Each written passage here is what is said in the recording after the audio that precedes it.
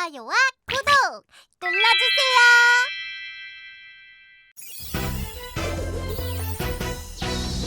인물로 만나는 우리의 역사 5천년 역사를 만든 별들의 이야기 우리 함께 열어볼까 시간의 문 금별쌤과 함께 처음 만나는 인물 한국사 어린이 친구들 안녕! 지난 시간부터 한국사를 빛낸 인물들을 지금 만나고 있어요. 오늘은 어떤 별을 만나러 가볼까요? 누구를 만날지 궁금해요. 지난 시간에 만났던 소선호 기억하시죠? 네, 자, 소선호의 아들 온조가 세운 나라 어디다? 백제요. 네, 맞습니다. 백제, 고구려, 신라 이렇게 세 개의 나라가 있던 시대를 삼국시대라고 불렀거든요. 이 삼국시대가 중요한 이유는 처음으로 나라다운 나라가 세워진 시기이기 때문입니다. 나라다운 나라요? 나라의 틀이 갖춰지려면 필요한 게 많잖아요. 백성들이 지켜야 될 법도 만들어야 되고 백성의 마음을 하나로 모으는 정신도 필요하고 예를 들면 백성이 같은 존재를 믿고 따르는 종교 같은 거 얘기하는 겁니다. 이런 것들이 제대로 갖춰진 시기가 바로 삼국시대입니다. 백제가 삼국 중에 가장 먼저 전성기를 이뤄냅니다. 백제의 전성기를 이끈 왕, 오늘의 주인공인 근초광입니다. 숙명의 라이벌 백제 고구려. 가만히 두면 안 되겠구나. 백제의 숨통을 조여야겠다. 지름길로 가서 물시에 공격하라.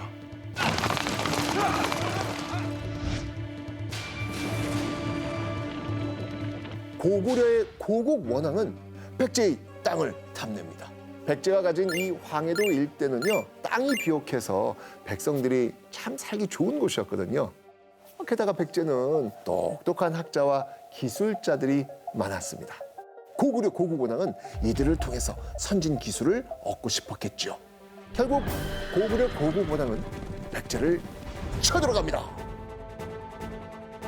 자, 이에 맞서는 백제 근초고왕, 백제 고구려 두 왕의 자존심이 걸린 전투. 이 전투의 승리는 바로 백제 근초고왕의 아들 부여구수 태자의 활약으로 백제군은 고구려군을 이깁니다. 자, 2년 후 고구려 고국왕이 다시 백제를 쳐들어옵니다. 근초고왕은요, 직접 진두지휘를 하죠. 이제 고구려를 꺾고 백제의 역사를 다시 쓸 것이다.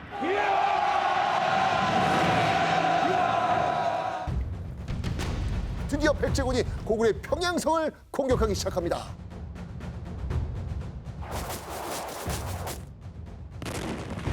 바로 그때 화살 하나가 고구려 쪽으로 날아갑니다.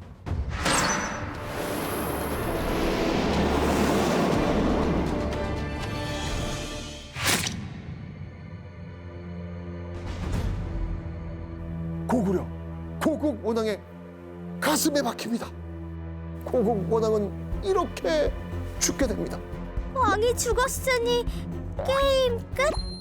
네, 평양성 전투는 백제의 승리로 끝이 납니다. 최강군대 고구려군과의 전투에서 2번이나 승리한 백제, 이게 다 근초고왕 덕분입니다. 이전과는 다른 새로운 백제를 만들 것이다.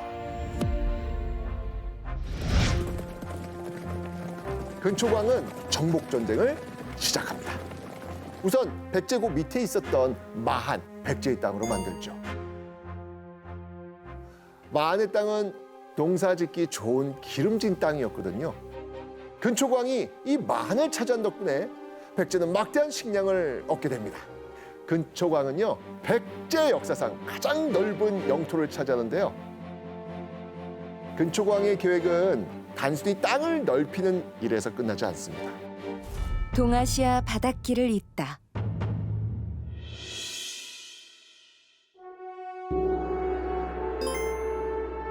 근초광은 외나라의 사신을 백제로 초대합니다.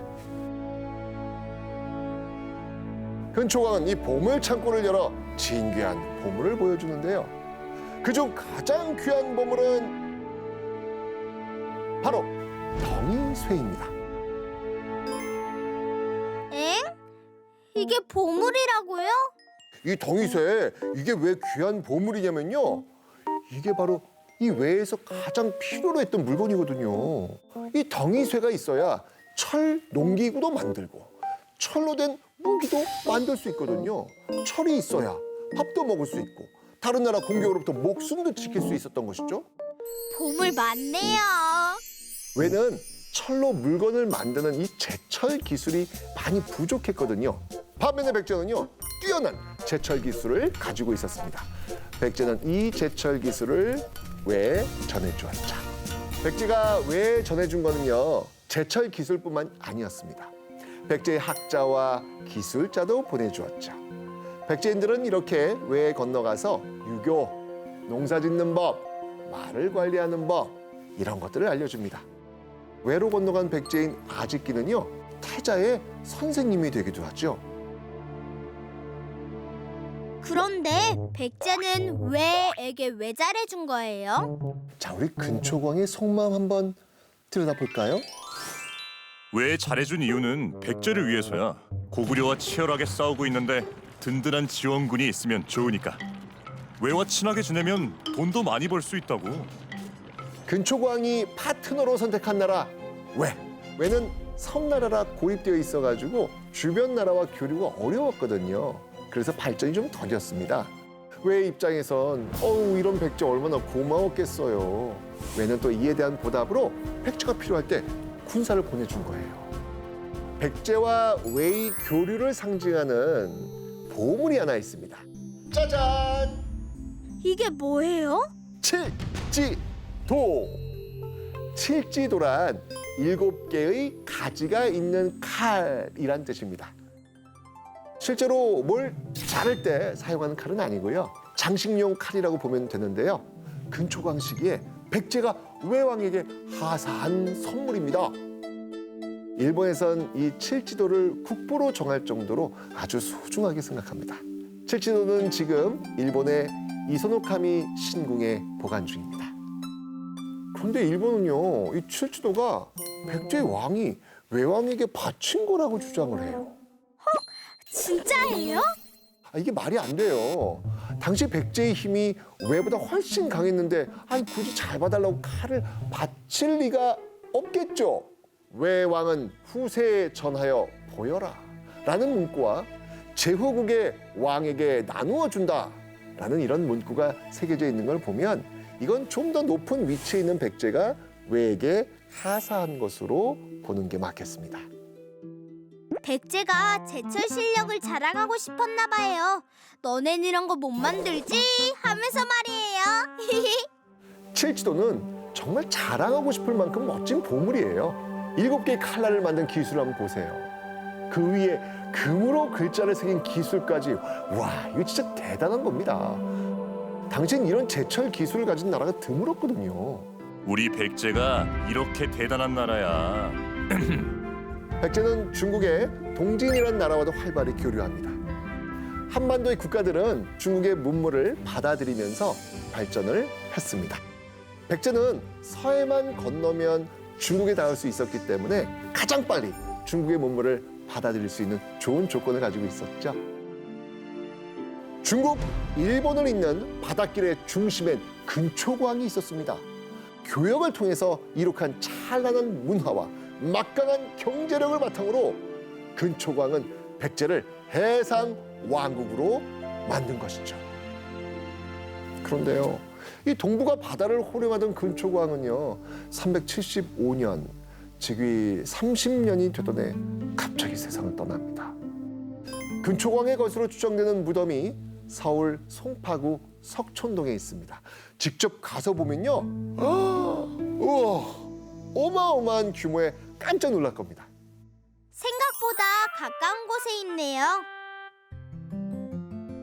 1600년 전의 근초광의 흔적이 오늘까지 남아있다니 진짜 신기하죠? 생각보다 역사는요 그렇게 멀리 있지 않아요. 어린 여러분도요 근초광처럼 넓은 세상을 보고요 큰 꿈을 꾸면 좋겠습니다. 자, 그럼 오늘 이야기 끝!